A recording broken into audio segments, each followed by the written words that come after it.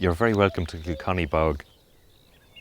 It's a raised bog on the Meath-Cavan border, and it takes in an area of 191 hectares.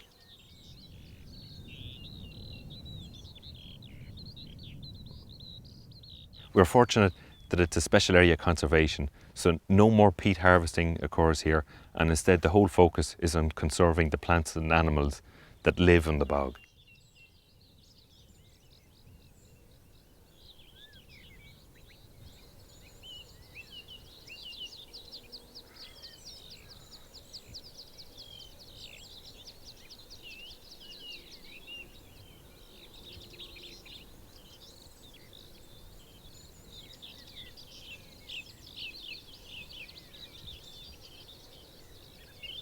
Any given visit to the bog is going to be very seasonal, dependent on what you're going to see. So if you come here in winter, it'll seem very bleak and as if there's no life on the bog. But if you arrive in April or early May, you're going to hear skylarks singing.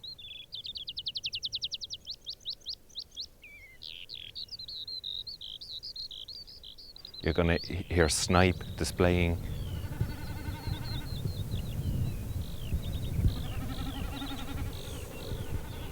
You're going to hear the cuckoo.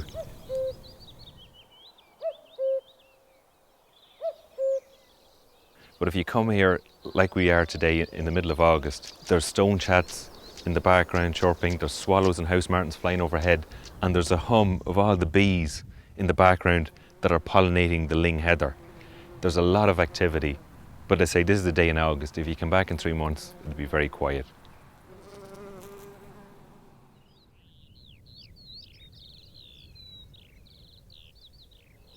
A couple of years ago, a restoration programme began, and the bog has been slowly re-wetted, and that was done through blocking drains. And as the bog has got progressively wetter and squelchier underfoot, we're starting to see a return of plants that are specific to those acidic, wet soils, like the sundews.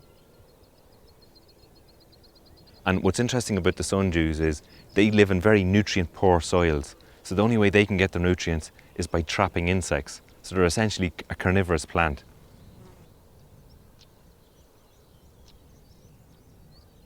The bog rosemary, or bog asphodel, that only grows maybe 20 centimetres off the ground. Matchstick lichen, reindeer lichen,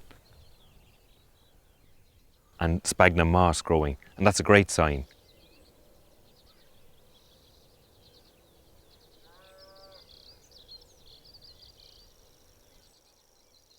Not to be overlooked is that as the bog gets wetter, it will store more carbon.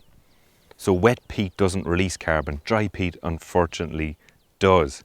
So again, that's one of the other added benefits of having the bog re-wetted, is that we're going to be storing more carbon and it'll be better for the environment.